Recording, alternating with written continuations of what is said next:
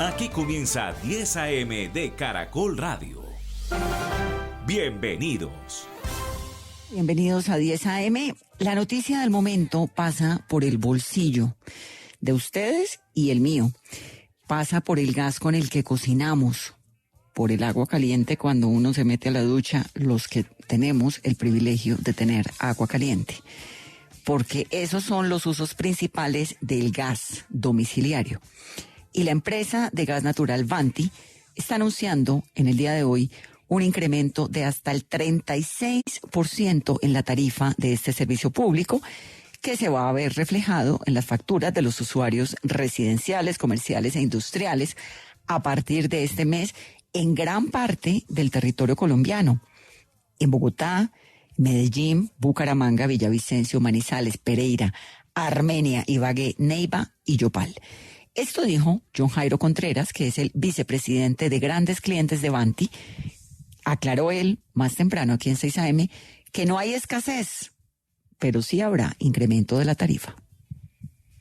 No preveemos un escenario de cortes, estamos hablando de un cambio en las condiciones de contratación de gas y los impactos que genera pues por las nuevas reglas de ubicación y de comercialización, no por un escenario de escasez que dependerá pues de que tengamos la oferta suficiente en condiciones de firmeza y con eso mantendremos digamos la continuidad, que es una obligación de los prestadores de servicio, garantizar la continuidad en la prestación del servicio público.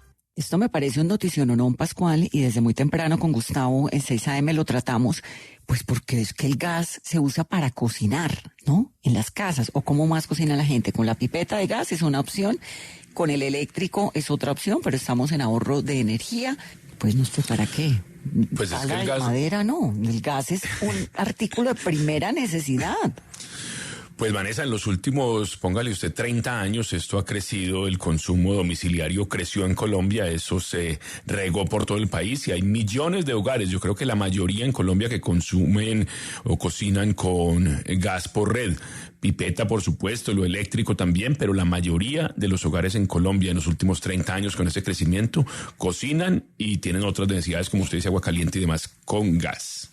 Y hay trino también, Vanessa y Pascual, el del ministro de Minas, Andrés Camacho. Dice el ministro, gas tenemos, y asegura que estos incrementos en la tarifa son injustificados y le está pidiendo a las diferentes superintendencias que investiguen el comportamiento de los agentes, porque gas el país tiene. Tenemos, Vanessa, 11 millones de hogares conectados con gas por red en Colombia. Bueno, pero además el incremento del 36% no es una bobada. 36% no, pues es mucha plata, ¿no? Y ha salido Ecopetrol a decir entonces cómo va a ser su venta de gas en los futuros. Eso se hacen contratos a futuro, como se hacen con el tema de energía. Y Ecopetrol ha salido a decir que así serán sus contratos de venta en el futuro. Creo intentando dar seguridad al sistema e intentando también que el aumento no se dé. No sé si eso tiene reversa. Por el momento no. Tendría que salir alguna respuesta por parte de la Superintendencia de Servicios Públicos, de la Superintendencia de Sociedades y la Superintendencia de Industria y Comercio. Ante esas tres superintendencias, el Ministerio de Minas, en cabeza del doctor Camacho, ha entregado información, han puesto denuncias, eso está ocurriendo desde hace rato. Esta mañana precisamente le preguntamos a el vicepresidente de Vanti, al doctor John Jairo Contreras. Me disculpo, me van a escuchar toser porque tengo una tos profunda en el día de hoy, más que la de ayer. Le preguntamos al doctor Contreras eso, que qué tan reversible era, y parecía que no era reversible, por lo menos no por el momento. Así que nos va a tocar, no sé cómo ahorra uno, pues es que nadie prende la estufa de gas y la deja abierta, ¿o sí? Sí, no, imposible. Ahí será también en el baño, porque también no sé qué tanto de esos 11 millones de hogares tengan un calentador de paso para el agua caliente. Ahí sí creo que sería una minoría, no creo que sea ni la mitad, pero para cocinar imposible ahorrar. Posible, yo le pregunté exactamente eso, ¿cómo se ahorra gas? Porque primero usted no puede guardar gas, ¿no? ¿Cómo guarda? ¿Cómo se ahorra? Y me dijo, ese uso es fundamentalmente en la cocina y en la calefacción. Entonces, Pues lo único que se me ocurre es el que tenga la lavadora pegada al gas, lavar con agua fría, nunca más con agua caliente. El baño, pues ya el baño ya se volvió pues también un artículo de lujo, uno bañarse más de 5 minutos. Entonces baño cortico en lo posible. Y hay gente, casas de estratos altos que tienen chimeneas de gas. De golpe toca no usar la chimenea de gas, pero bueno, esa es la nueva determinación y es un golpe al bolsillo con implicaciones, por supuesto, en la inflación. Porque, por ejemplo, el corrientazo, todos esos corrientazos con que se cocinan, con gas. Si a usted le suben el precio de los servicios, pues sube el precio del corrientazo. Sube el precio de todo lo que implique gas, que es la comida, los restaurantes, todo eso. Podría ocurrir y, por supuesto, estaremos muy pendientes. A esta hora se está desarrollando ante el Juzgado 44 de Conocimiento de Bogotá el juicio, Carolina, contra el expresidente Álvaro Uribe. Vanessa, sí, es una de las noticias judiciales del momento. El expresidente Álvaro Uribe, hay que recordar, Vanessa, es acusado por 3 delitos: soborno en la actuación penal y fraude procesal. La diligencia inició con la solicitud de aplazamiento por parte de la defensa del expresidente Álvaro Uribe, el abogado Jaime Granados, con el argumento de que no se han cerrado de manera formal las audiencias preparatorias. La juez resolvió la solicitud argumentando que de momento no hay mérito para acceder a este aplazamiento y a lo que ha pedido la defensa del expresidente Uribe. Y tras el acalorado y polémico Consejo de Ministros que fue televisado, se siguen conociendo los impactos y los efectos. Hablamos con Jorge Rojas, que era el director del DAPRE, duró solamente una semana. Aseguró que la renuncia se dio de la mejor manera y aclaró que seguirá acompañando al presidente, pero esta vez desde la calle. Esa renuncia ya fluyó. Ayer hablé con el presidente de la República, revisamos los temas que estaban pendientes, revisamos lo que había ocurrido, nos dimos un abrazo y yo sigo aquí otra vez como ciudadano de a pie, trabajando por este proyecto del cambio y trabajando del lado del presidente de la República y del gobierno desde la calle. Y lo dijo esta mañana, Pascual, se fue por el tema Benedetti. Sí, Vanessa, y también yo creo que a Jorge Rojas los sorprendió que ese Consejo de Ministros se televisara así de un momento a otro. Tengo entendido que él le dijo en su momento: listo, presidente, empezamos entonces la próxima semana con ese tema del Consejo de Ministros televisado, y el presidente le dijo: no vamos a hacer una obra de teatro para que vengan aquí preparados a mentir, empezamos esta misma tarde. Luego de estudiar una demanda que buscaba acabar con el matrimonio infantil en Colombia, la Sala Plena de la Corte Constitucional concluyó que la edad mínima para contraer matrimonio en el país debe ser de 18 años. El alto tribunal declaró inexequibles los artículos 117 y 124 del Código Civil que autorizaban a los menores de edad mayores de 14 años para contraer matrimonio con un adulto o con otro adolescente si tenían el consentimiento de sus padres. Aquí me paro y aplaudo a la Corte Constitucional, a la que usualmente aplaudo mucho, porque es que realmente a los 14 años un niño o una niña no tiene por qué casarse con nadie, Pascual. Completamente, y tuvimos también decisión en ese sentido del Congreso el año pasado, una ley que se tramitó en ese mismo sentido y es absolutamente lógico. Empieza a parecerse a Afganistán. Lo que está ocurriendo en Afganistán es una locura. Las niñas de 8, 9, 10 años obligadas a casarse con unos señores de 50, 60, 70 años, y termina siendo el único escape para poder tener algún tipo de vida distinta al ostracismo, que de todas formas es un ostracismo, es una tragedia, es una desgracia. Una chiquitica no tiene nada que hacer casándose con un señor de esas edades, no tiene que hacer casándose, nada. Lo que tienen que hacer es estudiar. Y a los 14 años, aquí y en cualquier lugar del mundo, los chicos y las chicas lo que tienen que estar haciendo es jugando, estudiando, aprendiéndole, llenando de conocimiento esos cerebros inquietos y fascinantes que son como esponjas en plena adolescencia. No para que una niña de los 14 años esté emprendiendo ese camino del matrimonio, Pascual, que termina siendo la señora de la casa, que termina siendo la que le cocina a los niños. No, unas infancias truncadas. Muy bien la Corte ahí. Sí, absoluto abuso, y lo que hace la Corte es ratificar, como le digo, Vanessa, la ley que se aprobó el año anterior. El 13 de noviembre se aprobó esa ley en el mismo sentido. Bueno, y Hamas, en Noticias del Mundo, ha dicho esta mañana que la propuesta bien atrevida del presidente Donald Trump, el cual planteó que Estados Unidos tome el control de la Franja de Gaza y se desplace a su población, hizo una declaración de intención de ocupar el territorio palestino. Dicen ellos, no necesitamos ningún país para que dirija Gaza y rechazamos que se reemplace una ocupación por otra. Dice Hamas que es una organización terrorista, por supuesto, lo sabemos, Pascual, pero también es el gobierno de Gaza, ¿no? Gobierno al cual votaron los gazatíes y posteriormente se quedó en el poder. Pero la propuesta de Donald Trump pues es muy atrevida, es decir, que se vaya todo el mundo, son 2 millones de personas, que es que aquí vamos a montar una riviera bien bonita en este mar. Pues Vanessa, es que recuerde que se dio esa negociación por parte de Israel en la que los colonos judíos salieron de Gaza y se le entregó todo el territorio a los palestinos de Gaza y de una zona de Cisjordania. Ese fue un acuerdo que se dio hace unos años. Ahora retroceder eso es absolutamente imposible, como usted dice. Sacar a 2 millones de personas de ahí, eso haría absolutamente inviable la vida de todos esos palestinos y entonces demostraría que todo ese bombardeo no tenía como motivación proteger a Israel, sino simplemente arrasar absolutamente Gaza para después decir, no, ya no tenemos como garantizar, digamos, la estadía de 2 millones de personas ahí. No creo que eso sea viable de alguna manera. Así comenzamos. Más noticias, Carolina. Vanessa, más noticias a esta hora, lo que está pasando en Bogotá en el día sin carro. El alcalde Carlos Fernando Galán, desde muy temprano, empezó su agenda en Transmilenio, luego lo vimos que llegó en un taxi a otro punto de la ciudad y en medio de esas declaraciones ha dicho que está muy cerca, al 50%, el avance de las obras de la primera línea del metro en la ciudad. Hay incertidumbre en Buenaventura frente a la continuidad de la tregua entre las bandas de los chotas y los espartanos. Después de unas actualizaciones y el fortalecimiento de equipos en territorio, ya están activos los servicios presenciales de todos los centros de atención de la unidad para las víctimas, así como sus canales virtuales. Bueno, Marilyn, tenemos una súper noticia, me parece clave.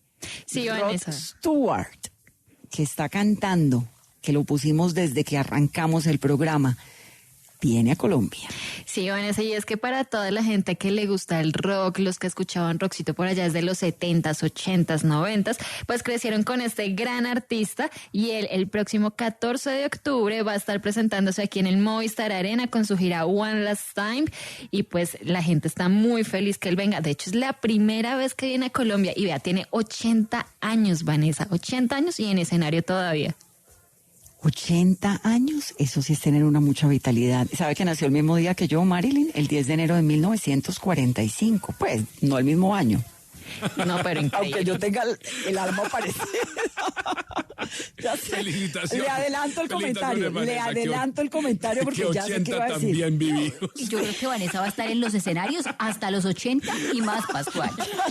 Le quito el comentario porque ya sé para dónde iba. Sí. Muy bien vividos esos 80, definitivamente. Lo único que iba a decirle es que el señor es Capricornio del 10 de enero, como yo. Él del 45 y yo del 78. Rod No, pero Stewart. verdad, 80 años. El hombre sí tiene fuerza, ¿no? Además, Ánimos, viene a 80 años y Bogotá. de gira. Usted sabe No. lo que es uno hacer una gira en Bogotá. Si llegamos usted y yo y nos da soroche. Imagínese, 80 años. Me acuerda, ay, ¿cómo se llama? Pascual, me va a matar, el de los Rolling Stones. Mick que los Jagger. vi- Mick Jagger, que lo vi en un festival de jazz hace poco. Y ese hombre salta, baila, vuelve y salta, se sube al escenario, va, viene, y uno dice, ¿qué es esta locura? ¿Qué es ese talento? ¿Qué es esa vitalidad tan profunda? Pues Rod Stewart es por el estilo. Y además Rod Stewart superó 2 veces el cáncer. Uno en 2000 tenía cáncer de tiroides y en 2019 de próstata. Entonces ahí le va sumando más a esa carrera de él y tantos años. Dicen por ahí que es un espectáculo increíble, que como él tiene esa voz como tan emotiva, pues que recuerda esas grandes épocas del rock and roll. Ha cantado absolutamente de todo. Hace poquito, el año pasado, él lanzó un álbum álbum que hace como ese honor, ese homenaje a las grandes big bands de la música. Él ha hecho absolutamente de todo, va a ser un show increíble, entonces para que todos nuestros oyentes estén pendientes. La preventa para el Grupo Aval inicia el próximo 10 de febrero desde las 10 de la mañana, eso es el lunes, y la venta de boletas para el público en general va a estar a partir del 12 de febrero, entonces para que corran por sus boletas porque yo sé que va a ser un evento increíble. Bueno, pero un momento, vamos por partes. Preventa el lunes y 12 de febrero para el resto del público. Pero me imagino que tenemos boletas en este programa para los oyentes. Vanessa, no? como siempre. Sí, como no me vayan a decir que no le vamos a dar a los oyentes. ¿Cuántas boletas tenemos, Marilyn? Vanessa, mire, hay que recordarle a los oyentes que deben estar muy pendientes del programa porque nosotros siempre aquí en 10 AM tenemos invitados especiales para los grandes eventos, para los grandes conciertos, y esta vez vamos a invitar a nuestros oyentes al primer concierto de Rod Stewart en Colombia. Esto es 14 de octubre en el Movistar Arena para que lo marquen ya en su agenda, y en los próximos días, Vanessa, vamos a anunciar los términos y condiciones para que nuestros oyentes participan y puedan estar de invitados especiales en el concierto. Va a haber quiz, podemos ir adelantando eso. No, pero 14 de octubre, estamos en febrero, marzo, abril, mayo, junio, julio, agosto. 8 meses. ¿Usted va a estar intimidando a mis oyentes durante los próximos 8 meses? Para saber, ¿no? Imagínese. No, los tiene estudiando. 8 meses estudiando. Una pista por mes. No, Carolina. No nos pongamos. Primero dígame cuántas boletas vamos a dar. ¿Ya sabemos o todavía no? No, Vanessa, todavía no sabemos cuántas boletas vamos a tener para nuestros oyentes. Apenas tengamos esa confirmación, yo creo que días previos al concierto, no con 8 meses de anticipación, vamos a hacer el concurso, pero sí que los oyentes estén muy pendientes. Bueno, Vanessa, me parece el planzazo. Eso es justo después, Pascual, de un puente, que es el día de la raza, que es el 13, lunes festivo, martes nos vamos para el concierto de Rod Stewart. Mira lo que le voy a decir, tiene premio Brit, Grammys, reconocimiento importantísimo en el Salón de la Fama del Rock, tiene 2 veces reconocimiento en el Salón de la Fama del Rock. Tiene Salón de la Fama del Reino Unido también, 8 hijos. En el 2000, como nos contó Marilyn, se le diagnosticó cáncer de tiroides. ¿Qué tal este hombre con cáncer de tiroides? Ventas de 250 millones de copias en el mundo entero, cantando en concierto. Un futbolero total, incluso pensó en su momento ser futbolista, hincha del Celtic de Escocia. Sus hermanos, 4 hermanos, nacieron todos en Escocia y él nació el único de la familia en Inglaterra. Ya que habló de Mick Jagger, le lleva 1 año y medio a Rod Stewart. ¿Mick Jagger? Sí. ¿Y será como él? Pues en Mick Jagger dicen que el yoga lo tiene así, no sé, creo que tiene ayudas diagnósticas. No sé, pero que viva esa gente, chapó, esos talentos tan maravillosos, y sobre todo que vivan y que vengan a Colombia. Concierto en Colombia, vamos a tener boletas para los oyentes, vamos a buscar la mejor manera de que puedan hasta tomarse una foto, alguna cosa, porque para eso estamos aquí en 10 AM, para hacer los sueños posibles. Hoy es el día sin carro y sin moto en Bogotá, con una novedad particular. Si su carro es híbrido, es decir, que funciona a gas y a gasolina, hoy no lo puede sacar. Todos esos privilegios, no, esos beneficios, digamos, que otrora se daban a los carros híbridos, pues en esta ocasión no se están dando. Solamente si usted lo tiene conectado. Carro eléctrico. Pascual, ¿eso es qué? ¿Un Tesla y esos carritos chiquiticos? ¿Qué más es un carro eléctrico? No, tenemos ya carros eléctricos, digamos que esa flota ha venido creciendo, incluso Bogotá tiene sus taxis eléctricos, pero siguen siendo muy pocos en comparación. Yo creo que Bogotá, su flota completa de carros, los eléctricos, no llegan al 5%, si mucho eso. Y los buses de Transmilenio casi todos son eléctricos, Algunos, sí. Muchos. Sí. Pero hay gente inconforme, hay manifestaciones en el día de hoy. Vamos a escuchar. No, que terrible, porque imagínese días sin carro, sin moto y también sin Transmilenio por manifestaciones y la policía no hace nada. Sí, se respira mejor, se nota el cambio. Esto está bravo, esto está peor que esta semana. Me parece muy bueno porque ahí no hay tanta congestión. En Patio Bonito está Juliana de los Ríos. ¿Qué dice la gente, Juliana, de este día? Vanessa, pues ya no se reportan manifestaciones aquí en el sur de Bogotá. Opera con normalidad la estación Biblioteca El Tintal en el sector de Patio Bonito y aquí estamos con una persona que está ya casi subiéndose al bus de Transmilenio. ¿Cómo está, señora? Cuénteme cómo ha visto este día sin carro y sin moto en Bogotá. Hola, buenos días. Pues al momento había manifestación, como pueden notar ya se ha normalizado todo y bien, al momento bien. ¿Le gusta la medida del día sin carro y sin moto en Bogotá? Sí, claro, porque pues ayudamos con el medio ambiente y pues sí, hacemos ejercicio aparte de todo. ¿Y de pronto usted ha notado un cambio, percibido un cambio en el aire? Se nota que no es tan contaminado como muchas veces suele pasar porque este sector es supremamente recontaminado y sí se siente el aire más mejor. Y cuénteme hacia dónde se dirige. Voy para la empresa hacia, ¿cómo es que se llama? Zona industrial. ¿Y cuánto se demora normalmente y cuánto espera demorarse hoy? Espero demorarme, generalmente son 40 minutos, hoy espero por ahí unos media horita menos, por ahí. Muchas gracias, que le vaya muy bien. Vanessa, pues le cuento que las autoridades ya han dado un reporte hasta el momento de lo que ha habido aquí en el día sin carro y sin moto en Bogotá.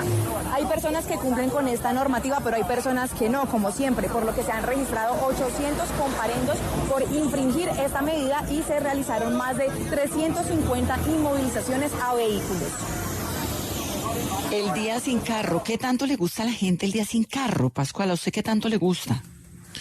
No, yo creo que el día sin carro funciona para que la gente se dé cuenta cómo puede ser la movilidad en una ciudad cuando la gente se mueva, la mayoría en transporte público. Empezó siendo un asunto pedagógico, yo no sé qué tanta ayuda hoy en los temas pedagógicos, pero creo que se volvió más una anécdota, ¿no? No creo que tenga mucho efecto. Ese era un proyecto que se llamaba Sin Mi Carro en Bogotá, que lo hizo Peñalosa hace unos 25 años. En el día de hoy no hay pico y placa solidario. Los taxis tienen pico y placa. Salen más o menos 500.000 motos de circulación y 1.800.000 carros, que eso es bastante. A mí me parece que, por ejemplo, el día de hoy está bonito. Es una buena oportunidad para salir, para caminar. El aire está fresco. Dense una vueltica ahorita después de las 12, cuando terminen de escucharnos. Pueden ir a dar una vuelta, pueden ir a un museo, a un restaurante, alguna cosa. Rico aprovechar ese espacio del almuerzo con este solazo, porque Bogotá es impredecible, para disfrutar también de la ciudad como la ha disfrutado Juan David Correa, que fue hasta hace unas horas el ministro de Cultura de Colombia, de las culturas, las artes y los saberes.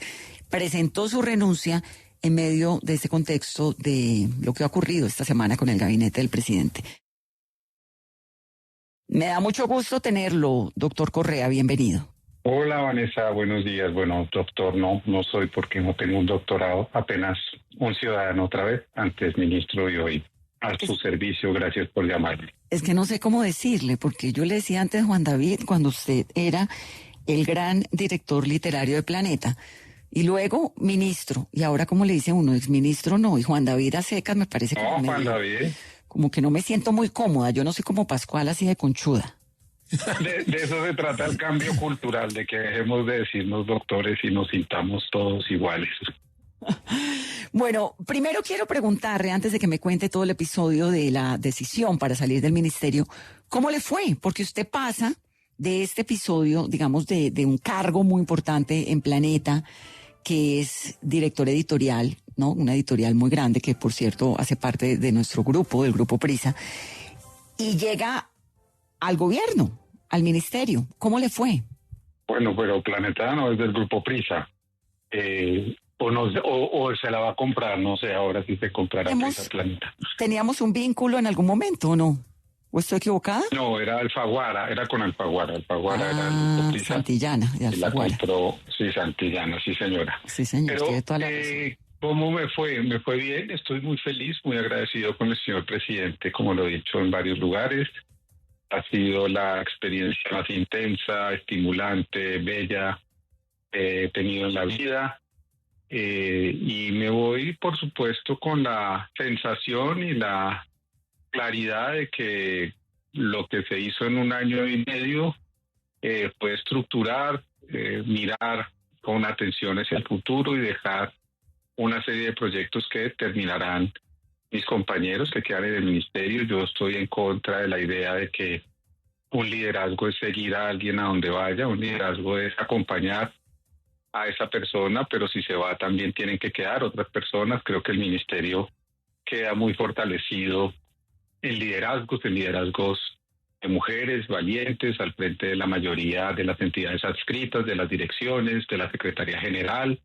Y yo le quiero agradecer a todas y a todos ellos porque son sin duda las personas que conmigo pensaron y pensamos era lo que queríamos hacer. Y lo que queríamos hacer en temas de política pública fue la presentación de la Ley General de Cultura, la reforma a la Ley General de Cultura que vamos a presentar el próximo mes, o que ya van a presentar mis compañeros el próximo mes, un plan quinquenal de cultura, un sistema de información cultural que la gente puede consultar en línea para ver cómo y dónde se invierten los dineros del ministerio, un fortalecimiento institucional, es decir, una estructuración distinta del Ministerio de Cultura con la apertura de 2 oficinas regionales, una en Medellín, en la Casa Betsabe Espinal, antes Casa SEA, y otra en Cartagena, en la Casa Bolívar, y por supuesto una serie de programas y proyectos en todas las direcciones, en cine, bibliotecas públicas, Museo Nacional, que seguramente pues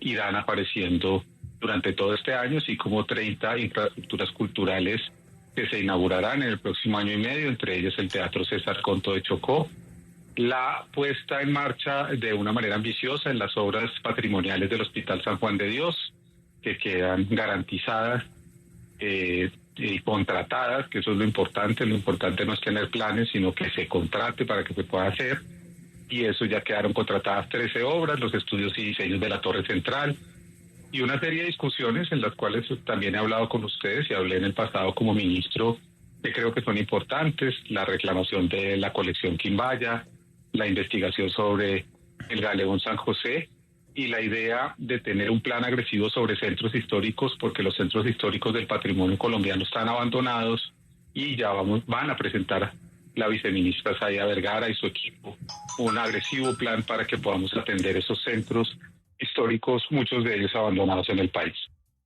Juan David, tenemos siempre la impresión que el Estado es muy importante para el sector cultural, más que para otros sectores, porque en el sector cultural es más difícil encontrar recursos, apoyos, impulso.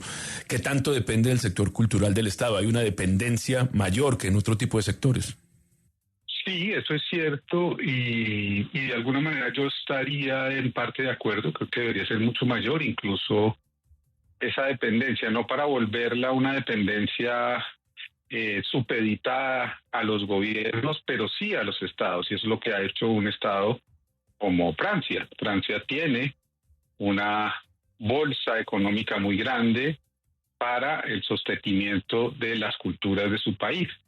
Esa inversión en la cultura nacional de Francia pues produce lo que ustedes y nosotros, los que hemos ido a ese país, pues pueden ver, que son una red de museos enorme, unas calidades, si se quiere, en la industria editorial, en la industria cinematográfica, y así sucesivamente en sus lenguas, en sus oficios, en su gastronomía. Y esa inversión, pues es lo que tiene hoy uno de los primeros renglones de la economía francesa, que es el turismo cultural. Aquí podríamos hacer lo mismo, pero tenemos que tener esa convicción de que la inversión tiene que ser a largo plazo, de que tenemos que crear unas condiciones distintas para que esas culturas puedan desarrollarse y al desarrollarse y fortalecerse, volverse motor de la economía. Si no tenemos esa conciencia de que es un proceso de largo plazo, seguiremos pensando que el apoyo estatal son unas becas, unas convocatorias, unos festivales que se pueden hacer y no realmente una estructura que mantenga, sostenga las más de 65 idiomas que hay en este país, 115 pueblos, los negros, los afros, los campesinos y así sucesivamente todos los sectores urbanos, las nuevas sensibilidades LGBTIQ+, y todos los ciudadanos y ciudadanas colombianas que tienen en su interior expresiones culturales que son iguales de importantes, no tienen que ser unas mejores que otras, hay a quienes nos gustan unas cosas y a otros otras, pero pues así entendí yo, Pascual, mi tarea no era gobernar bajo mi estética ni bajo mi lógica, sino bajo la lógica de un país multicultural, diverso, con muchas sensibilidades distintas, y eso es complejo, pero eso yo espero haberlo logrado. Ministro, ¿65 lenguas hay en Colombia? Sí, señora, 65 idiomas indígenas, muchos de ellos en un momento dramático de extinción, y hay que protegerlas. Buena parte de este trabajo de protección se está haciendo a través de la Ley de Lenguas, de una inversión importante a través del Instituto Caro y Cuervo y del Ministerio mismo y su Dirección de Poblaciones. ¿Y qué tan avanzado está ese proceso de protección? Pues es un proceso en el que trabajamos todos los días, que el Ministerio invierte todos los años una buena cantidad de recursos. Este último año dejamos para este plan 1.500 millones de pesos, que era una inversión histórica, eso no se invertía antes, pero eso depende no solamente de la inversión, sino de que empecemos a pensar cómo con las nuevas herramientas nos protegemos. Y yo le decía al ministro encargado de las TIC hace unos días en una reunión que la inteligencia artificial, por ejemplo, podría ser usada para crear gramáticas, para crear formas de conocimiento de esos idiomas, que muchos niños se puedan educar y quizás lenguas permanezcan, digamos, en el imaginario de estos pueblos, porque estos pueblos están ya conectados con el mundo, y si no les damos herramientas a través de esta conectividad, pues son niños que van a perder esos idiomas, son niños que van a estar sometidos a lo que estuvieron sometidos durante el colonialismo religioso, que llevó a sus comunidades, que hizo cosas buenas, por supuesto, pero que hizo otras dramáticas, como por ejemplo, en el caso de la Sierra Nevada, del sur del país, prohibirles que hablaran sus idiomas en los colegios a los que iban. Ellos conservaron estos idiomas hablando en secreto, protegiendo su cultura. Eso es lo más hermoso de Colombia, que en medio de la tremenda brutalidad que hemos vivido en medio de esta guerra, las culturas han resistido de una manera encomiable, virtuosa, fantástica, y gracias a estas culturas tenemos memoria, tenemos San Agustín, tenemos Teyuna, tenemos el Museo de Arte Moderno, tenemos, a donde usted quiera poner la época, Vanessa y Pascual, tenemos muestras culturales y trazas culturales de cualquiera de las épocas que hemos vivido como república, como colonia, y mucho antes de ser colonia, por supuesto, en este territorio que era el territorio de esas culturas y esos pueblos. Uy, ese Museo Santa Clara que tiene la exposición de Juliana Ríos, que es una cosa muy impresionante, ese museo tan hermoso, y reitero la invitación para pasar a verlo. Exministro, es lamentable realmente que en un gabinete como el que tiene el presidente Petro salga de ese gabinete un ministro como usted, un señor que tiene esas inquietudes y esa preparación. ¿Usted se va por la llegada de Benedetti? Sí, yo me voy porque considero, no por la llegada de él, porque él estaba en el proyecto mucho antes que yo, él hizo campaña y yo respeto esos pactos, pero en el momento en que ya vi que quien iba a ser la persona que dialogaba con los ministros directamente era él, pues realmente me parece que no corresponde a lo que yo he creído, a lo que está dentro de mí como una profunda convicción también de cambio en las formas políticas. Yo no creo que la política tenga que ser una y otra vez tragarse sapos que a veces están envenenados. Yo creo que la política también puede ser decir, admiro, agradezco, creo en el presidente Gustavo Petro, creo en su proyecto, quiero acompañar al progresismo colombiano, pero en el lugar en donde estoy hoy no voy a poder ser el funcionario que quiero ser habida cuenta de los nombramientos que se hicieron, y en ese sentido tenía que dar un paso al costado. Se lo habíamos expresado hace 2 meses. Él tomó esta decisión, que creo que es respetable, es el señor presidente de la República y tiene todo mi respeto y él tiene su autonomía, y yo por supuesto no lo iba a discutir más en público, simplemente creo que tenía que ser consecuente y coherente con lo que yo planteé desde un principio. Hace 2 meses, cuando me dice que lo había planteado, ¿es qué había planteado a quién? ¿Al presidente? Sí, nosotros expresamos, como lo dijo esta mañana Gustavo Bolívar, como lo expresaron la vicepresidenta, la ministra Susana Muhammad, el director de Planeación Alexander López, Gustavo Bolívar y muchos otros, lo hicimos, obviamente hicimos una reunión privada y le manifestamos de esa angustia que nos daba, de esa inquietud. Y pues obviamente ahí hubo una conversación que yo no puedo revelar, esos acuerdos son confidenciales cuando uno tiene reuniones con el presidente de la República, pero lo que sí puedo decir es que lo que yo esperaba y que sucedió se diluyó muy rápido, y era la llegada de Jorge Rojas, un señor que yo considero era para mí fundamental y esencial en este momento. Creo que tenía la manera de manejar el gabinete. Manejar el gabinete es complejo, un gabinete de izquierda, diverso, con partidos distintos, multicolor, como lo llama el presidente, y se necesitaba una mano ahí de inteligencia, de tranquilidad, que yo pues obviamente considero que no era la que va a tener la persona encargada por el presidente para eso, pero insisto, la decisión es de él, mi respeto hacia él es todo, su dignidad debe prevalecer sobre la mía, y yo soy quien tiene que marcharse para que él pueda tomar unas decisiones tranquilas y no tenga lo que él llama sindicatos, facciones, sectas. Yo no me siento parte de ninguna secta ni de ningún sindicato. Mi vida es sobre todo apelar por la democracia, por la libertad de expresión, porque la gente puede hablar y decir. Ese ha sido el ejemplo que yo he seguido del presidente Petro, sus debates valientes, no quedarse callado ante los horrores que ha cometido el poder en Colombia, y yo tengo que ser consecuente con esas ideas, aunque a veces, obvio, eso se vea como una ingenuidad política, pero esa es mi convicción y yo trabajo desde ahí. Exministro, ¿en la salida de Jorge Rojas del DAPRE impulsó su renuncia o fue simplemente la razón de que usted no concebía como jefe de despacho y como jefe de alguna manera suyo también a Armando Benedetti? No, yo no sé cuál fue la motivación de Jorge, lamentablemente no hablé con él.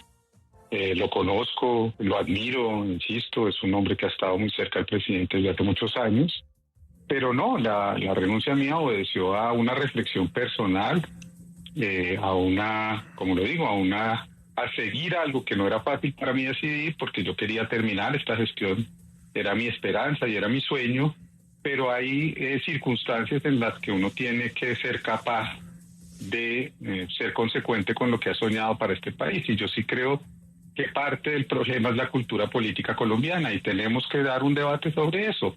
No es para juzgar a nadie, yo no soy juez de nadie, no puedo juzgar la moralidad de nadie, no tengo cómo señalar a nadie porque yo estoy lleno de sombras, errores, injusticias, machismos, racismos, exclusiones que he cometido a lo largo de mi vida. Nadie puede ni nadie aguanta un examen moral, pero evidentemente en lo que yo estoy planteando, lo que estaba planteando como ministro, no me podía parar o a salir a los micrófonos de ustedes a hablar de un cambio cultural cuando la persona que yo me iba a manejar, digamos, mi conversación dentro del gabinete, era una persona que está acusada de maltratar mujeres, que representa una cosa en la política colombiana que a mí no me gusta y que yo no considero que represente un cambio. Podría ser otra, sí, si hubiera sido otro partido y con un cuestionamiento distinto, me hubiera quedado, por supuesto, pero fue esta, y yo creo que hay que respetar las decisiones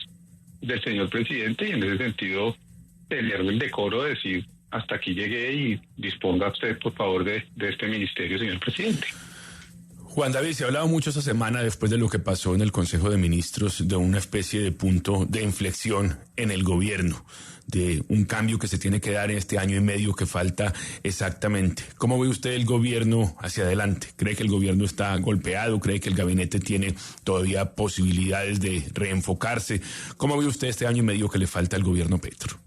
Mire, yo soy alguien que cree mucho en este proyecto porque creo que un cambio era importante, necesario en este país. Un cambio, por supuesto, no se va a producir en una tranquilidad, porque un cambio exige transformar cosas que vienen de mucho tiempo atrás. No es solamente considerar que hay una culpa de todo lo que hubo atrás, pero sí hay que considerar que hay muchas cosas que tenían que cambiar, incluso dentro de las instituciones públicas, dentro de las prioridades de inversión en el territorio nacional, dentro de la transformación del territorio que está consignada en el acuerdo de paz y que si no ocurre no va a traer la convivencia en los territorios colombianos. La gente con hambre, sin agua, sin vías, sin trabajo y sin salud, pues es gente que está abandonada y cuyo único destino o es la cultura y la resistencia, que es la que yo admiro más, o es lamentablemente el reclutamiento de niños y de jóvenes, y eso tiene que dejar de ser la realidad de este país. Entonces, yo admiro y creo que un proyecto así tiene como triunfar. Sé que tenía que pasar por todas estas dificultades. Estar en el poder no es fácil. Estar en las instituciones colombianas no es fácil. Sus formas de contratación, su administración no son fáciles. y obviamente hay una curva también de aprendizaje. Cuando la gente se queja de que no saben, bueno, es que en Colombia nunca había habido un gobierno de izquierda, es que en Colombia nunca había habido un gobierno progresista, es que no había habido alternancia en la vida política y pública. Yo celebro eso, que ahora lo haya, y que haya una generación de personas como yo y los muchos otros que vienen, que estemos dispuestos a servirle al país cuando nos llamen y cuando corresponda, con una conciencia distinta, y es que somos un accidente pasajero y que lo que creemos es que lo público se tiene que fortalecer en el país, y en ese sentido pues he trabajado y trabajé estos 16, 18 meses. ¿Le molestó tanto a Benedetti? No es un asunto personal. Yo al señor ni siquiera lo conozco, no he tenido ni siquiera la oportunidad de saludarlo ni darle la mano. Seguramente es un ser humano, insisto, con grietas.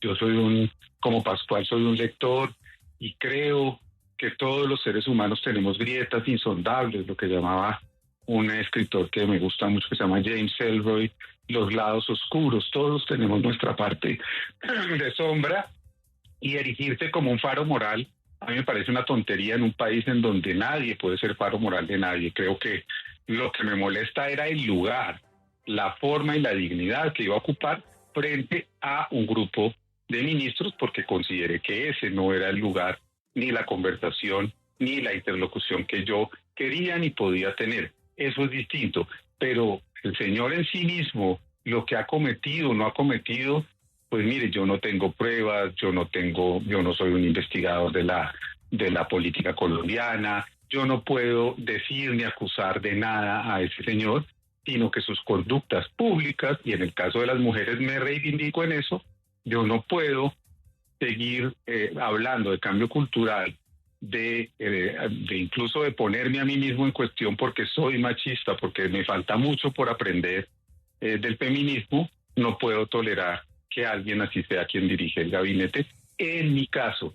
Y yo pues creo que uno tiene que ser sincero con la gente que quiere, y eso es el mensaje pues que yo le he mandado al presidente a través de las dos conversaciones que he tenido, una con ustedes y otra con María Jimena Duzán ayer, en donde reivindico y vuelvo, insisto, esto no se trata de una posición, digamos, personal, egoísta, sino todo lo contrario. Creo que había que dejar en libertad al presidente en este momento. Es normal en los gobiernos que haya cambios de ministros, uno no tiene escriturado el puesto, y él lo dijo muchas veces, él dijo, los que tengan agenda paralela, váyase. Yo quería demostrar que no hay ninguna agenda paralela, que yo trabajé con mucha convicción, yo no tengo plan, voy a buscar trabajo a partir de hoy, y yo creo que uno tiene que también darle esas señales a la sociedad, no por mí, insisto, no en lo personal, sino porque la función pública tiene que ser una función pública para ir a servir, y cuando uno no sea oportuno o ya no sea requerido por el presidente o por quien sea su jefe, uno dé un paso al costado con la tranquilidad de que vendrán otros y de que las ideas y la organización es lo importante y no tanto el protagonismo individual y personal que uno pueda tener a través de estos cargos, que creo que es intrascendente en últimas. Y se llama coherencia, que es tan importante en la vida. Me da mucho gusto tenerlo y le agradezco su sinceridad, doctor Juan David Correa. Mucha suerte con lo que se vengan adelante. Al contrario. Gracias a ustedes dos, les mando un abrazo y bueno, espero que sigamos hablando de libros y sigamos conversando en la vida. ¿Qué está leyendo? Estoy leyendo un libro fantástico que se llama La vanguardia artística y política de la nación, del director del Archivo General de la Nación, Francisco Javier Flores, que te lo recomiendo mucho. Bueno, lo buscaremos. Igual, mientras consigue trabajo, aquí los viernes tenemos poesía. Si quiere participar en el programa. Bueno, entonces me llaman los viernes y yo recito un poema como plan y no cobro. Tenemos nuevo fichaje. No, pues nuestro no cobro fichaje. Nada. Ustedes solo es una llamada los viernes para leer un poema. Imagínese uno, claro, uno aquí con de el director. Sí. ¿Qué hace usted? Leo poemas los viernes al aire. Eso me parece maravilloso. Claro, aquí lo recibimos con su poema. Usted que fue director editorial de Planeta, imagínese uno con ese arsenal, la cantidad de aportes que puede hacer. Así que, mientras tanto, aquí bienvenido a los viernes. El poema será de Pascual Gaviria. Un saludo, gracias por estar aquí en Caracol Radio. Un abrazo grande. Chao, chao. Me gusta Pascual, la gente con coherencia, ¿sabe? Sí, bárbaro lo que él dice, no puedo tener un señor que tiene acusaciones de maltrato a mujeres, no puedo tenerlo dándome órdenes, qué bárbaro. Y creo, Vanessa, eso, que no es simplemente que Benedetti esté en el gobierno, lo dijo Juan David muy claramente, él llegó a este proyecto antes que yo, estuvo en la campaña, pero cuando esa persona es el interlocutor directo o el filtro directo para hablar con el presidente, pues ahí el asunto sí toma otro cariz. Es que una cosa era tener a Armando Benedetti fuera del país, de embajador en Venezuela, luego en la FAO, luego de asesor político del presidente Petro, y otra es ser el enlace y el jefe de despacho. Jefe. Cuando usted dice jefe de despacho, viene siendo el Carolina de 10 AM. Jefe de despacho es el señor que habla cuando no habla el presidente, sobre todo cuando usted tiene en el DAPRE a un personaje que no es Jorge Rojas ni Laura Sarabia, digamos, no de ese nivel. Eso lo que está implicando en ese movimiento político que estamos viendo adentro de Palacio Nariño es que evidentemente el poder del presidente para la vida cotidiana, para la comunicación con los ministros, con venga, haga, ponga, viaje, haga, todo esto va a pasar por Armando Benedetti. Y al doctor Correa le pareció que eso no podía ser así.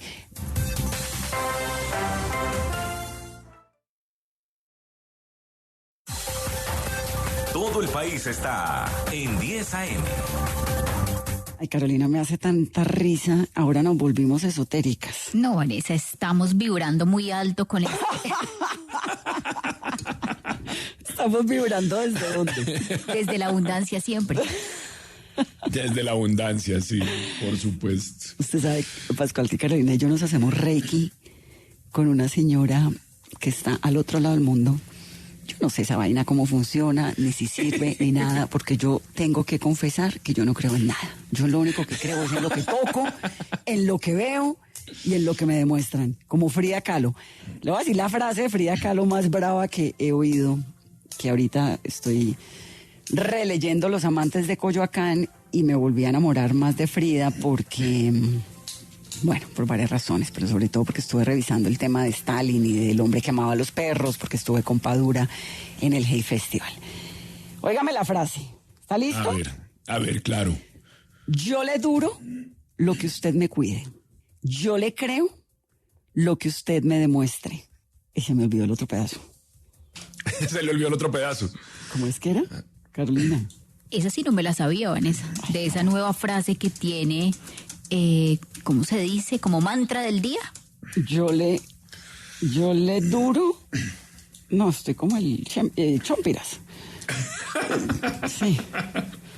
Yo le duro... Vamos a buscarla. Sí, no, voy a buscarla, voy a organizarla y mientras tanto voy con noticias de Martín, que es mucho más serio que yo, con la empresa Aire. Martín, intervenida, está proponiendo una alianza público-privada para garantizar la operación ante la crisis que hay en el sector de energía. Vanessa, la noticia a esta hora está relacionada con el tema energético, pues la empresa Aire Intervenida propuso una alianza público-privada para garantizar la operación en medio de la crisis que se está presentando en el sector y esto a largo plazo. La empresa propone una solución empresarial que permita además salir de la crisis que ahora se presenta y que afecta a más de 1.3 millones de usuarios en la costa. No obstante, hay críticas de algunos sectores, por ejemplo, la Liga de Usuarios, que dice que primero debe solucionarse el problema de los subsidios que el gobierno debe girar a la empresa para que se pueda pagar a los generadores. También se advierte que esta propuesta de alianza no es correcta si no se tiene un estudio que incluya soluciones a fondo que lleven a mejorar el servicio, fortalecer la infraestructura y tarifas justas para los usuarios en la costa. Martín, gracias. El Consejo Nacional Electoral confirmó que hoy se realizará la réplica a la alocución presidencial del pasado martes, donde se transmitió el Consejo de Ministros. Ahora, Sebastián, el Consejo no duró 6 horas, no duró sino 6 horas. ¿Esta réplica de cuánto tiempo va a ser y quién la va a hacer? ¿Qué partido la va a hacer? ¿Qué tal, Vanessa? Van a ser 2 los partidos que son los que están declarados de oposición en este momento. Hablamos de Cambio Radical y el Centro Democrático. Dice el Consejo Nacional Electoral que esta réplica estará garantizada por una intervención en total de 120 minutos y 3 segundos, es decir, 2 horas, que fue lo que duró televisándose justamente en los canales públicos y privados de los medios de comunicación. Se ha dispuesto que 62 minutos sean para Cambio Radical y 58 para el Centro Democrático. Sin embargo, fuentes de ambos partidos confirman que estas intervenciones van a ser un poco más cortas en sus palabras para que no se presente un ladrillo ante la ciudadanía, sino que va a haber cerca de 4 intervenciones por cada partido, es decir, alrededor de 8 congresistas que van a intervenir a partir de las 5:24 de la tarde, cuando sea oficialmente el inicio de esta réplica por el Consejo de Ministros. Tengo la frase, Pascual. A verla, ¿está lista? Claro, y le tengo que dar las gracias a una oyente muy amable que se llama Beatriz, que me está mandando la frase. Yo le duro lo que usted me cuide. Yo le hablo como usted me trate. Y le creo lo que usted me demuestre. Es buena, ¿no? Buena, sí. Usted no estaba tan lejos. No estaba tan lejos. Entonces, como esto pues porque estamos esotéricas, Carolina y yo, con lo de las 11:11 todos los días y con lo del Reiki. Entonces le estaba contando, Pascual, que yo pues es que no creo en nada, ¿no? Yo soy en eso como fría. Le creo lo que usted me demuestre. Lo demás es puro cuento. Pero esto del Reiki es una maravilla. Y la señora nos escribe, estás en una vibración muy alta. Vamos a hacerlo todo desde la abundancia, siempre. Desde la compasión, desde la abundancia. Ahora mi palabra ahora preferida es compasión. Me parece que no tiene que ver. ¿Y eso lo hacen juntas? ¿Eso lo hacen juntas o cada una está por separado en su sesión? No, cada una está en su sesión. Cada una en su sesión, ok. Pero la sesión es a las 4 de la mañana, ¿no? ¿4? Claro, porque la señora está al otro lado del mundo. Entonces lo hace uno vibrando desde el sueño. Aquí vibrando desde el trasnocho absoluto, ¿no? ¿Qué es eso? Claro, entonces se para uno ahí como medio dormido y hace la terapia y entonces le hacen la vibración. Y a esa frase yo le agrego una que me gusta aún más. ¿Se la digo? A ver. Y si te lo tengo que pedir, entonces no lo quiero. Esa está buena. Esa está buena, ¿no, Carolina? Sí, esa está buena, pero yo suscribo mejor la de Frida Kahlo. No, es que todo es de Frida Kahlo. Lo que pasa es que la una va pegadita y la otra es un apéndice aparte. No, yo me quedo con la primera y siempre desde la abundancia. Siempre desde la abundancia. A ver, voy con noticia. A esta hora, Sebastián, en Pereira. Reacción del gobernador por la fábrica de licores, la determinación que ha tomado la Corte Constitucional de poder vender aguardiente de cualquier región en cualquier región de Colombia. ¿Qué dicen, Sebastián? Pues en el caso del departamento de Risaralda, el gobernador Juan Diego Patiño confirmó que no está de acuerdo con que se le quiten facultades a los mandatarios departamentales en sus regiones frente a esta situación del aguardiente. Sin embargo, como aquí en el departamento de Risaralda no hay industria licorera y pues no se comercializa directamente un licor que sea de este territorio, pues está a la espera desde lo comercial. ¿Qué significa esta determinación de que el aguardiente se pueda vender libremente en todas las regiones del país? Esto dijo el gobernador del departamento. Bueno, lo primero que tengo que decir es que no comparto que a los gobernadores se les quiten facultades, eso no lo puedo compartir, pero adicionalmente quienes hoy están trabajando los mecanismos de ingreso, comercialización, pues son los departamentos que indiscutiblemente tienen licorera. En el caso de Risaralda no tenemos una licorera, entonces estamos expectantes a cómo se porta el mercado con la libre competencia que la Corte Constitucional decreta se puede generar en el tema de los aguardientes. Justamente a esta hora se está desarrollando un consejo directivo de la Federación Nacional de Departamentos en la ciudad de Pereira, donde se debaten varios temas, entre ellos esta de quitarle facultades a los gobernadores. Y el otro tema, el de los vapeadores, donde se pide que se pongan impuestos para salvaguardar la vida de las personas y que además esto les sirva a las regiones. Carolina, hay muchas consecuencias sobre el Consejo de Ministros, ¿no? Vanessa, cada vez se siguen sumando reacciones a lo que vivió el país en este hecho inédito de poder por primera vez ver durante 6 horas lo que pasaba al interior y en la intimidad de un Consejo de Ministros con este cruce de acusaciones y de agravios desde la vicepresidenta, desde el director del DNP, del Prosperidad Social Gustavo Bolívar. Además que esto implosionó no solamente el gobierno por dentro, sino también la izquierda y el pacto histórico, donde la mayoría ha mantenido un silencio absoluto porque están mirando cómo se va a recomponer y cómo volver a unir el partido de gobierno, Vanessa. María José Pizarro es senadora del pacto histórico, pero además es una mujer, una política muy importante que representa las banderas de su padre, por un lado, y por otro, pues representa a la izquierda colombiana y tiene una proyección presidencial importante. Por eso creo que su voz es trascendental en esta coyuntura. Me da mucho gusto tenerla, senadora. Muchas gracias por la invitación. Gracias por estar aquí. La he leído en los trinos, hablando del gabinete progresista, de que apoya ese gabinete. Dice uno, en coherencia con mis principios, cuestiono la permanencia de quienes a través de sus acciones lesionan nuestro gobierno. La lucha contra la corrupción, por los derechos de las mujeres y las gentes de Colombia son para mí innegociables. ¿A quién le está cuestionando la permanencia en el gobierno con este mensaje? Pues bueno, ese mensaje fue puesto cuando se toma la decisión de que regresara Armando Benedetti al círculo cercano del presidente. Eso fue en el mes de noviembre. Y pues bueno, evidentemente nos referimos también a todas aquellas personas que con su actuar, por fuera no solamente de la visión de gobierno que tiene el pacto histórico, sino también evidentemente de aquellos demócratas, porque este es un gobierno de coalición, que han trabajado, que han cogobernado, con quienes hemos construido y trabajado en función de lograr digamos el avance de este plan de gobierno, de este cambio para el país, pues evidentemente actúan en detrimento de ese trabajo, de esos esfuerzos.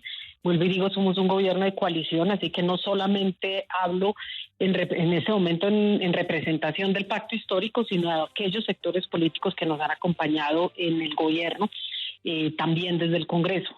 Evidentemente, en ese momento, pues el señor Armando Benedetti venía de unos cuestionamientos muy serios por lo que había sucedido en Madrid con su ex esposa, y por lo tanto yo, como lo afirmé en ese momento en noviembre, como mujer no puedo justificar a quienes nos violentan. Ustedes mismos en Caracol me han acompañado en las denuncias que hemos hecho desde el Congreso de la República para garantizar no solamente los derechos de las mujeres, los avances fruto de una lucha histórica de las mujeres en Colombia y en el mundo, sino también la exigencia por una vida libre de violencias. Y por lo tanto, en un principio de coherencia, pues yo no puedo, aunque respeto la decisión del presidente, evidentemente es una decisión que él toma en función de su fuero presidencial, de él como jefe de Estado, pero yo pues me alejo, como lo dije en su momento, de esa decisión.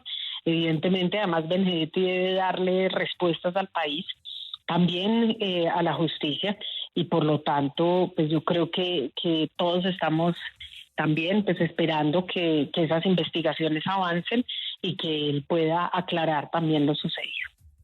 ¿Ese alejarse qué implica? No, lo primero es que no hay ruptura con el presidente de la República, no existe una ruptura entre el presidente de la República, el pacto histórico, y tampoco existe en medio de lo que sucedió ese día una ruptura entre el sector progresista, vamos a decirlo así, del gabinete y el presidente de la República. Esto tiene que quedar perfectamente claro. Nosotros estamos con el presidente de la República y por lo tanto no existe ruptura de ningún tipo. Sencillamente, pues evidentemente respetando las decisiones del presidente, pues hay quienes hemos cuestionado su llegada sin que él haya, pues, digamos, aclarado tampoco estas situaciones. Yo creo que eso no lo decimos nosotros, salió evidentemente en voz de algunos ministros del gobierno, sino que también pues lo ha exigido el país, y yo creo que ese es un principio también de transparencia y de intentar recomponer pues evidentemente relaciones que se han visto lesionadas por todo esto. No solamente la llegada de Benedetti creo que es el tema. Vimos ese Consejo de Ministros y pareció que al gobierno le falta cohesión, comunicación, le falta cierta coherencia.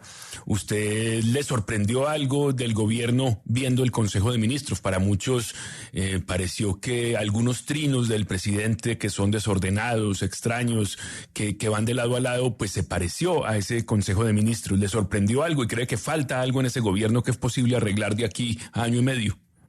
Pues bueno, no, aquí lo más importante, yo creo que hay dos mensajes que tienen que quedar muy claros.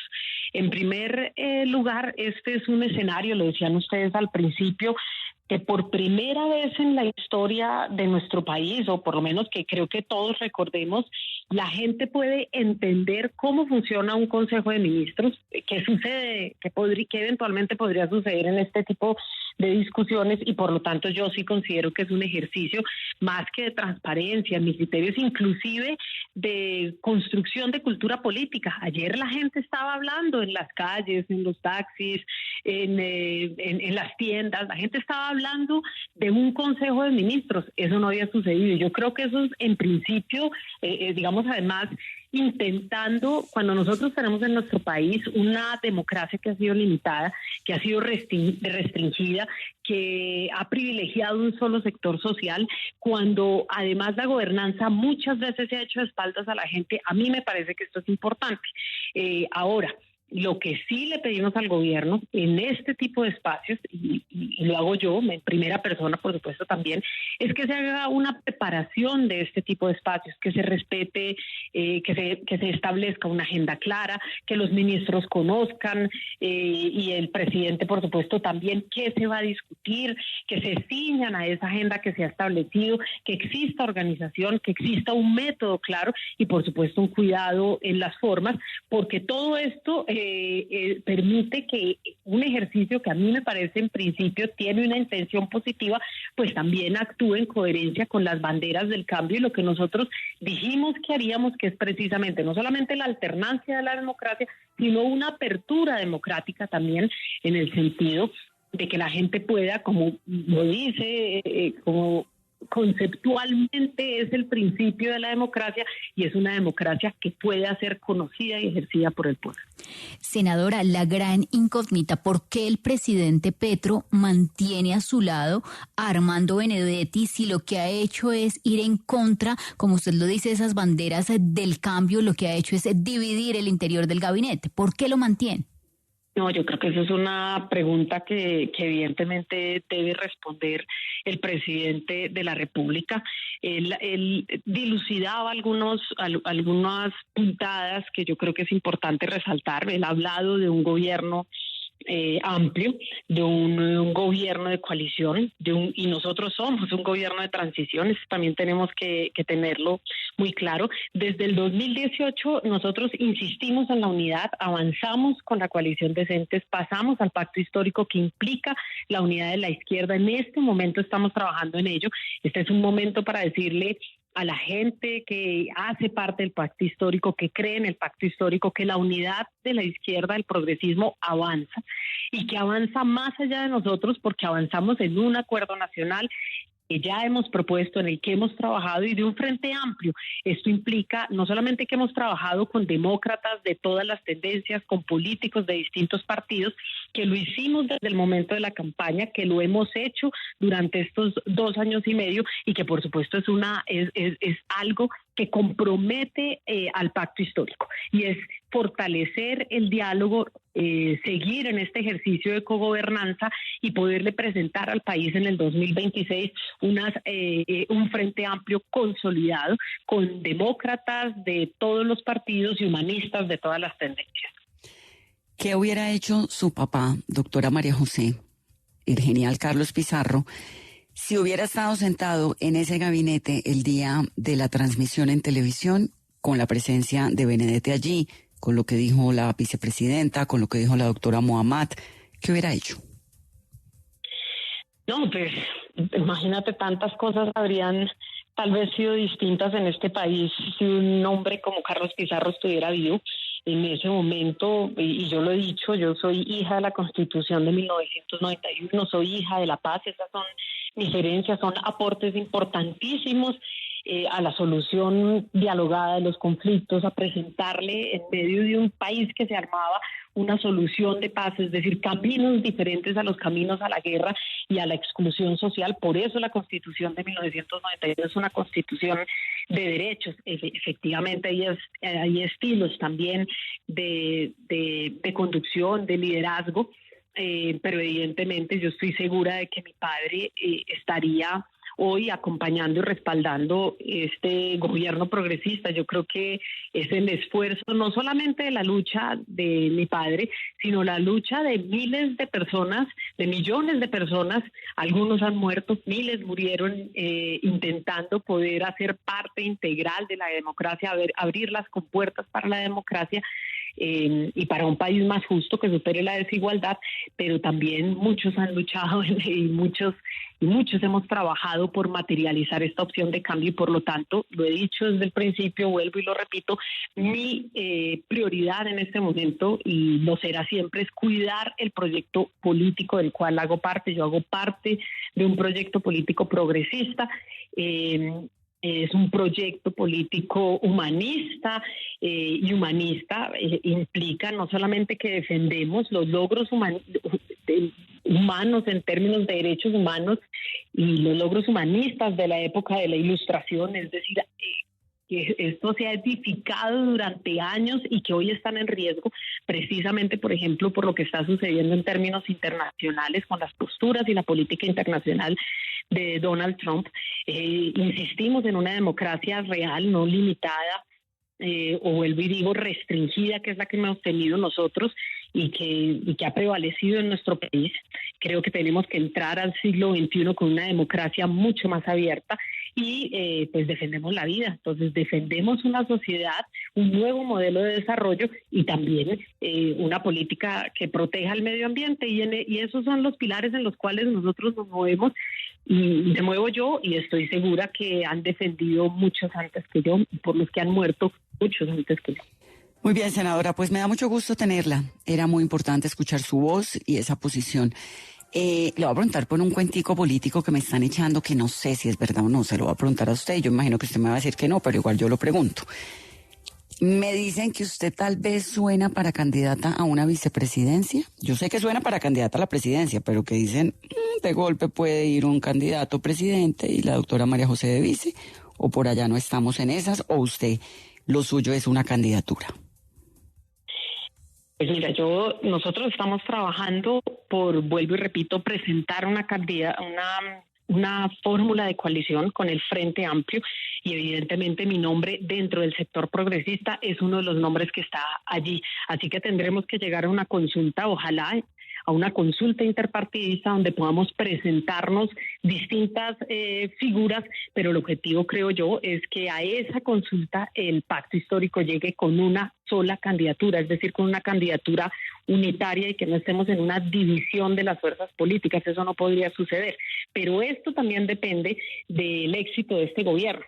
Nosotros yo quiero aquí no solamente reconocer los avances importantísimos, 2,5 millones de personas que han salido del hambre, la inflación que pasó del 13,2 en el 2022 al 5%, estamos en el 2023, el desempleo que también ha bajado del 10,3 al 9,1.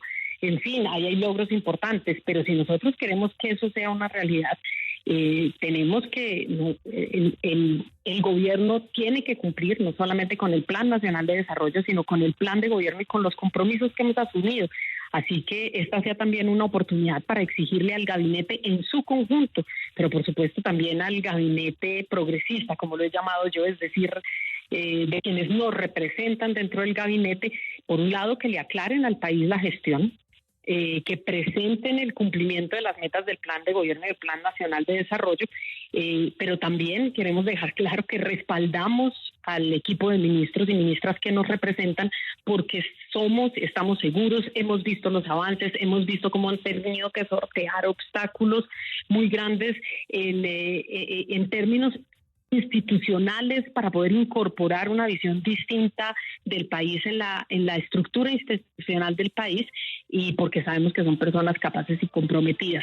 Y por eso vuelvo y repito, no existe una ruptura con el presidente, reconocemos a los ministros y a las ministras, les exigimos que avancen mucho más rápido porque si queremos que tener un segundo hizo una segunda etapa de un gobierno progresista. No solamente se requiere la unidad de la izquierda, avanzar hacia el Frente Amplio, sino por supuesto también que el gobierno cumpla con lo que prometió y que le cumpla a los colombianos y a las colombianas que creyeron en nosotros. Nosotros tenemos que retribuir con altura la confianza que nos fue depositada en el 2022 y no solamente con confianza, sino con hechos. Muy bien, senadora, me da gusto tenerla. No, a ti, Vanessa, un gran abrazo, a Pascual, a Carolina, a toda la mesa de trabajo y por supuesto a toda la gente que nos escuchó en Caracol, un gran abrazo. Aquí siempre bienvenida. Bueno, pues me parece que hay candidata, ¿no? Hay candidata presidencial, Vanessa, es uno de los nombres, como lo dice la senadora María José Pizarro, que más suena al interior del pacto histórico del sector progresista y de un ala de la izquierda. Ahora, a final de este año se van a empezar a consolidar realmente estas candidaturas, quienes van a una consulta, quienes no, y al final, Vanessa, yo sí quiero apostarle y yo veo a futuro a María José Pizarro más como una fórmula vicepresidencial. No nos vamos a anticipar, pero sí de otro candidato. Aquí, Vanessa, señor, la pregunta es si en este caso volvimos al tema el que diga alguien, así como cuando era Uribe el presidente, ya no podía hacerlo más, entonces era el que diga Uribe. ¿Estamos frente a una lógica, el que diga Petro, o esto va a ser una competencia más amplia? Hay una cosa, Pascual. Yo lo que veo en la política colombiana es que el único que realmente endosa sus votos es Álvaro Uribe. Lo hizo en la primera contienda de Juan Manuel Santos, lo hizo con Iván Duque. Yo no sé si Petro, que tiene un 30% de popularidad y eso le da un piso muy fuerte electoral para pasar a una segunda vuelta, a él, digamos, y a su movimiento, tenga esa capacidad, porque, por ejemplo, Gustavo Bolívar, que fue su candidato a la alcaldía de Bogotá, pues no ganó, no quedó de nada. Entonces no sé qué tan endosable sea eso, más bien tocaría como unas coaliciones ahí raras. María José, evidentemente, por lo que acaba de decir, pues quiere ser candidata a la presidencia, ¿no? Creo que sí. A mí no me queda ninguna duda, no sé a usted. No, yo creo que va a ser candidata, está en esa baraja de la izquierda y tendrá un papel protagónico sin duda ahí. Yo lo que digo es, por supuesto, cuando Petro señala a alguien, eso no lo hace ganador. Pero en ese 30% del que hablamos, yo creo que Petro sí, señalando a alguien, pone un porcentaje muy alto. Creo que sí va a ser muy importante la palabra del presidente y puede inclinar la balanza en una posible consulta que se haga. Una consulta que estaría a un año, ¿no? Que se podría hacer en marzo en las elecciones de Congreso. Y es que podemos empezar a ver nombres. Entonces, en la baraja, ex embajadores, Luis Gilberto Murillo, ex canciller, Camilo Romero, ex embajador en Argentina. Un problemita con la fiscalía que tiene que resolver, primero que todo. Yo entiendo que él tiene pues una credibilidad muy grande en el sur occidente colombiano, pero tiene un tema con la fiscalía que le puede salir no tan fácil. Y entonces eso no estoy tan segura que entre ahí en esa baraja. Murillo sí, y creo que con lo que pasó es un candidato muy fuerte. No sé qué tanto apoyo tenga el petrismo del presidente, porque esa relación salió medio adolorida. Creo que tiene que buscar apoyo en otra parte. Es más un hombre de centro que de izquierda, y en el pacto siempre lo verán como alguien ajeno, como alguien recién llegado, como decimos nosotros, como un aparecido. Sigamos la lista con embajadores. Entonces, Roy Barreras, que va a jugar un papel muy importante de cara a las elecciones en 2026. Otro nombre, exministra Carolina Corcho. Sí, que Carolina Corcho, la información que yo tengo es que es una ficha muy importante del presidente, ¿no? Y que ya empezó a hacer campaña, tiene podcast, se está reuniendo con diferentes líderes y con agremiaciones médicas en todo el país, como mirando ya las bases de los liderazgos en las regiones. También el futuro del ministro del Interior, Juan Fernando Cristo. Sí, no, más para el centro que para allá. Y no lo veo como de candidato, porque tampoco es que no pueden Pero no lo descarte, Pascual. No pueden lanzarse todos, pues, porque es que entonces no funciona. ¿Cómo que no? Con lo desvalorado que está el puesto. Todo el mundo quiere lanzarse. No, pues sí, pero Vanessa, pues que Cristo, Murillo, Roy, entonces, ¿qué? ¿Quién va a quedar? ¿Se van a lanzar todos al mismo tiempo? Sí, todos al mismo tiempo. Todos al mismo tiempo, Pascual. Gustavo Bolívar, el exalcalde Daniel Quintero. Eso. Daniel Quintero, ¿qué hay de la vida de Daniel Quintero? Hola. Por ahí está dando lora en Twitter, no lo he visto. Peleando con Gustavo Bolívar. ¿Y con usted? No, conmigo no. ¿No ha vuelto a pelear con él? Con Gustavo Bolívar es que está peleando. Se dice traidores, se dicen ladrón juzga por su condición. Ahí estaban en mero tropel ayer. Bueno, pues así está la cosa, así está la política. Y recordar que tenemos concierto muy importante de Rod Stewart aquí en Bogotá.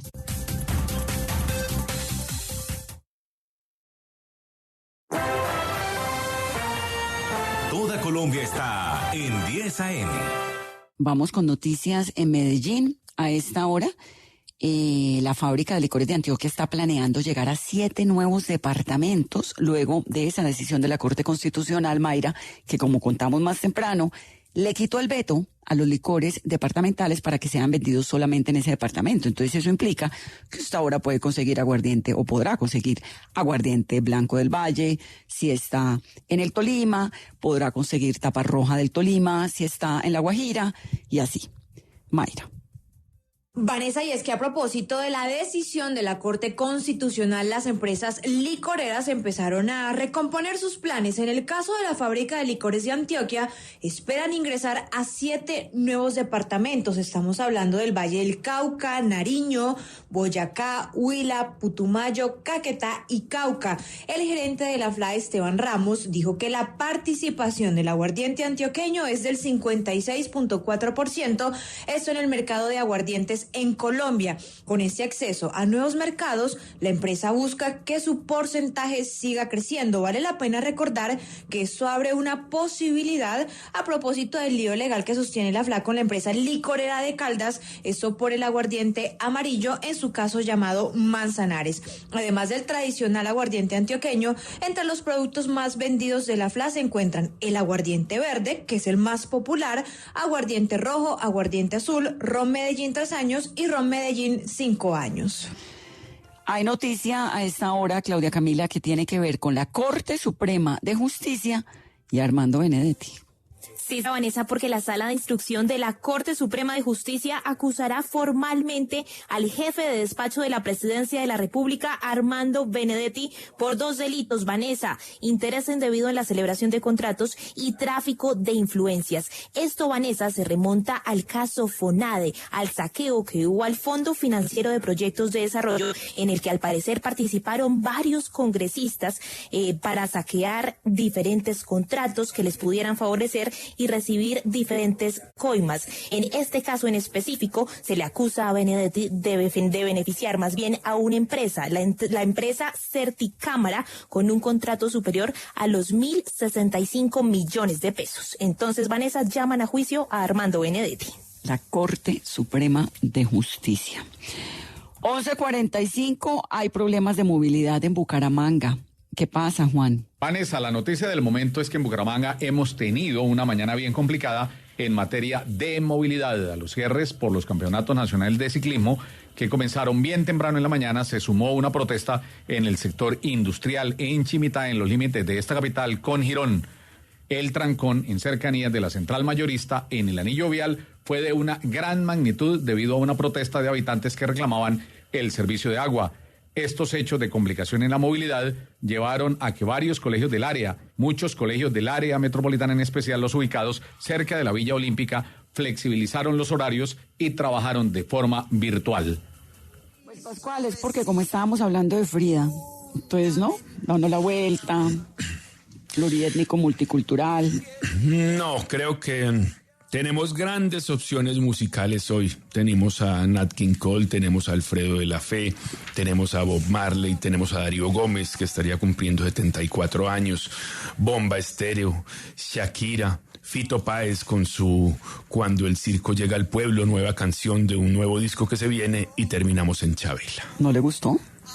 No, me parece que no es que no me haya gustado, sino que teníamos muchas, grandes, amplias opciones y regresamos. Pascual, es que las normas, las reglas musicales no se cumplen. Aquí depende. Depende. La música es así, no, mis gustos. Le regla la música. Usted dice que es el defensor de la libertad. Estábamos hablando de Chabela, de Frida, con lo de la frase, ¿cierto? Sí, señora. ¿Me la puede repetir? Claro que se la puedo repetir. Deme un segundo. Apréndasela. Yo le duro repetir lo que usted me cuide. Yo le hablo como usted me trate y le creo lo que usted me demuestre. Sí, señora. Y a eso le metemos el pedacito de, y si te lo tengo que pedir, ya no lo quiero. Y volvemos y damos la hora, las 11:11. No, porque ya son las 11:48. Ya pasamos. Cuando uno habla de Frida, pues tiene que hablar un poquito de Chabela, ¿o no, Eduardo? Sí, señora, claro. Este exceso de democracia en este programa es un camello. Ahora, pidan la canción, la pongo y Carolina ya comienza a quejarse por el interno. Pero de esta canción yo sí no tuve nada que ver. Me estoy quejando porque yo creo que después de ese ritual de espiritualidad, de vibrar alto, desde la abundancia, terminar con esto. No, sobre todo la compasión.